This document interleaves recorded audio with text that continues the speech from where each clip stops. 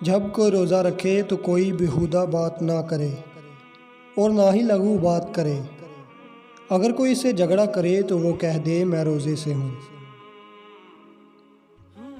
जो शख्स रोज़ा रख कर झूठ बोलना और उस पर अमल करना ना छोड़े तो अल्लाह ताला को उससे कोई गर्ज नहीं कि वो खाना पीना छोड़ दे।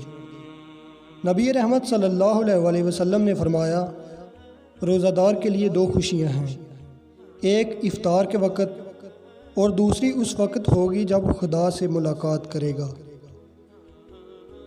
नबी रहमत सल्लल्लाहु अलैहि वसल्लम ने फरमाया, रोज़ेदार का सोना इबादत और उसकी खामोशी तस्बीह करना और उसकी दुआ कबूल और उसका हर अमल मकबूल होता है।